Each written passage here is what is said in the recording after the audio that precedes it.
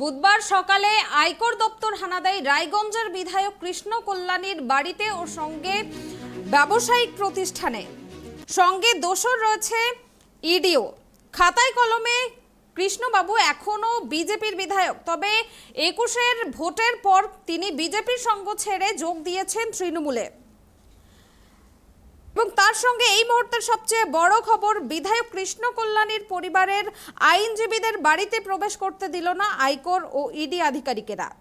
আয়কর হানা ও তল্লাশি চলাকালীন বিধায়ক কৃষ্ণ কল্যাণীকে আইনি সহায়তা করার জন্য আইনজীবী পূজা ঝা সরকার, সায়ন চৌধুরী এবং কুনাল সেনগুপ্ত কৃষ্ণ কল্যাণীর বাড়িতে প্রবেশ করতে চেয়ে দরজায় দাঁড়িয়েছিলেন।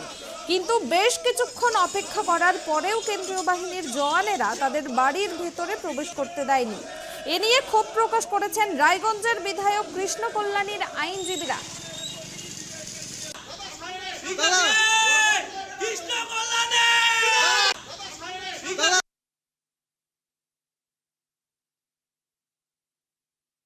রায়গঞ্জের বিধায়ক কৃষ্ণ কল্যাণীর বাড়িতে আয়কর হানা, সঙ্গে দোসর ইডিও। আজ সকাল 8টার দিকে কৃষ্ণ কল্যাণীর সমস্ত ব্যবসায়িক প্রতিষ্ঠান এবং তার বাড়িতেও একই সঙ্গে হানা দেয় আয়কর দপ্তর ও ইডি।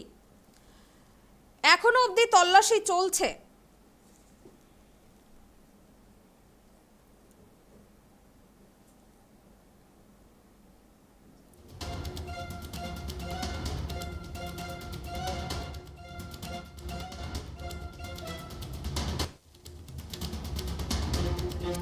দিনাজপুরের রায়গঞ্জের বিধায়ক তথা পিএসসির চেয়ারম্যান কৃষ্ণ কল্যাণীর বাড়িতে এনফোর্সমেন্ট ডিরেক্টরেটের হানা। বিধায়কের বাড়িতে সকাল থেকেই তল্লাশি চালাচ্ছেন কেন্দ্রীয় গোয়েন্দা সংস্থার আধিকারিকেরা।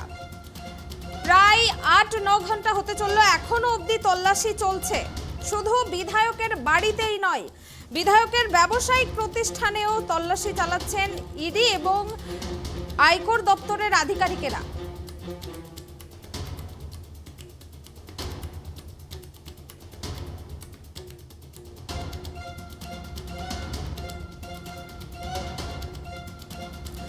উত্তর দিনাজপুরের রায়গঞ্জের বিধায়ক তথা পিএসসির চেয়ারম্যান কৃষ্ণ কল্যাণীর বাড়িতে এনফোর্সমেন্ট ডিরেক্টরেটের হানা, সঙ্গে রয়েছে আয়কর দপ্তরও। বিধায়কের বাড়িতে সকাল থেকেই তল্লাশি চালাচ্ছেন কেন্দ্রীয় গোয়েন্দা সংস্থার আধিকারিকেরা। প্রায় 6 ঘন্টা ধরে চলছে এই তল্লাশি।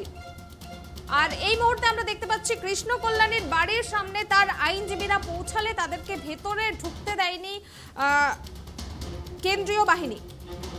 এ বিষয়ে আমরা বিস্তারিত জানবো। আমার সঙ্গে ফোন কলে জুড়ে আছেন ট্রাইব টিভির প্রতিনিধি গৌতম পাল। গৌতম, কি জানা যাচ্ছে? আইনজীবীদেরকে ভেতরে ঢুকতে দেওয়া হয়নি, কি জানা যাচ্ছে এ বিষয়ে? দেখো পুনামি, সকাল 8টা থেকে এখন প্রায় বিকেল 5টা বাজতে চললো। প্রায়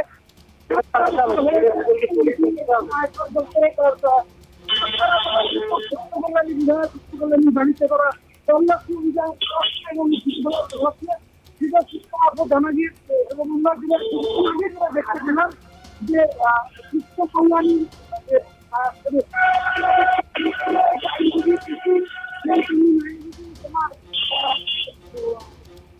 তারা কিন্তু এসেছিল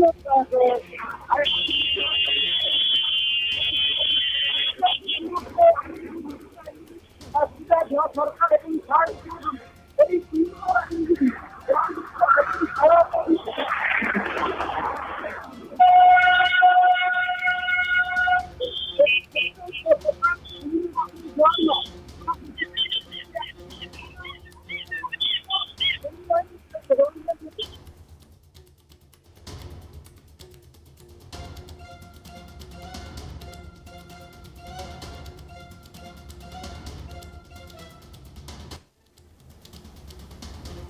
গৌতম, তুমি আমাদের সঙ্গে থাকো, আমরা একবার শুনে নিই বিধায়কের আইনজীবী কি বলছেন এ বিষয়ে।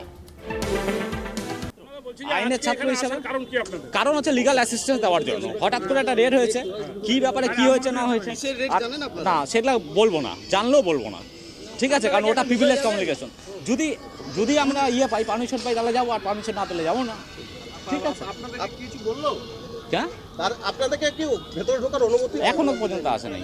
ঢুকতে না দিলে কোনো ব্যাপার না, ওটা আইনেই আছে। ওনারা যদি ঢুকতে আমাদেরকে না দেন তাহলে আমরা না ঢুকলে ঘুরে চলে যাবো, তারপর আইনে যেটা আছে সেটাই করবো। আইনের বাইরে তো আমরা যেতে পারবো না, না আইনের বাইরে কোনো জায়গায় যাওয়ার আমাদের কোনো ব্যবস্থাই নেই, ঠিক আছে।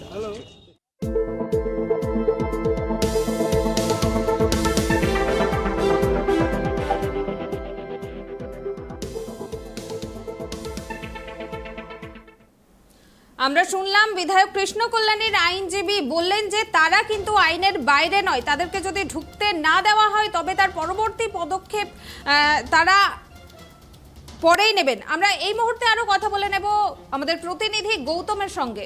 গৌতম, কি পরিস্থিতি সেখানকার এই মুহূর্তে?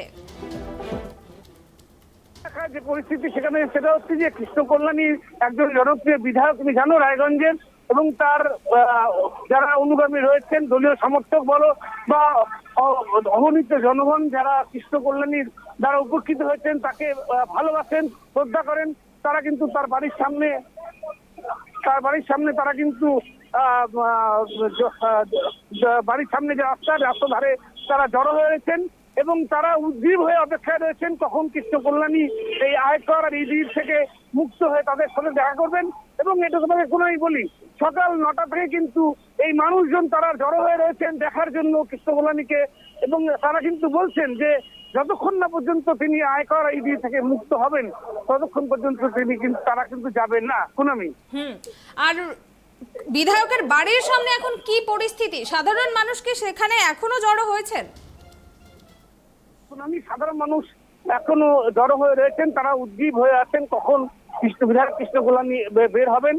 তারা সকাল 9টা থেকে কিন্তু বিধায়কের বাড়ির সামনে যে রাস্তা NH রোড, সেই রাস্তার ধারেই কিন্তু তারা জড়ো হয়ে রয়েছে। তারা কিন্তু কোনো বিক্ষোভ বা কোনো এজিটেশন করছেন না, তারা শান্তভাবেই দাঁড়িয়ে রয়েছেন, অপেক্ষায় রয়েছেন, প্রতীক্ষায় রয়েছেন বিধায়কের। কুনামি, আইনজীবীরা কি বলছেন? তাদেরকে ঢুকতে দেওয়া হলো না, এ বিষয়ে আইনজীবীরা কি বলছেন?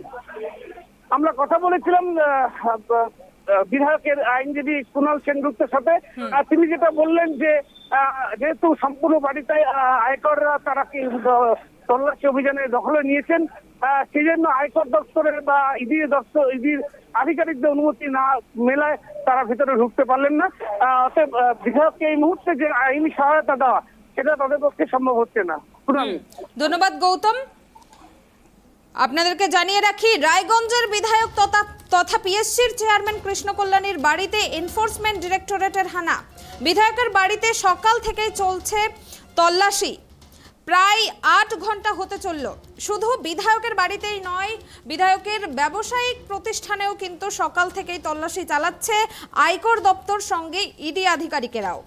রায়গঞ্জের বিধায়ক হওয়ার পাশাপাশি কৃষ্ণ কল্যাণী একজন সফল এবং প্রতিষ্ঠিত ব্যবসায়ীও। তার একাধিক ব্যবসা রয়েছে, তার বাড়ি, অফিস, ফ্যাক্টরি সহ সবকটি ব্যবসায়িক প্রতিষ্ঠানে আজ ইডির হানা। রায়গঞ্জের বিধায়ক কৃষ্ণ কল্যাণীর বাড়িতে তল্লাশি চালানোর পাশাপাশি জিজ্ঞাসাবাদ চালাচ্ছে ইডির প্রতিনিধি দল। এই ঘটনাকে কেন্দ্র করে ব্যাপক চাঞ্চল্য ছড়িয়েছে রাজনৈতিক মহলে। 2021 সালে বিধানসভা নির্বাচনে বিজেপির প্রার্থী হয়ে রায়গঞ্জ থেকে জয়ী হন বিধায়ক কৃষ্ণ কল্যাণী, এবং 2 মাস পরেই তিনি বিজেপি ছেড়ে যোগ দেন তৃণমূল কংগ্রেসে।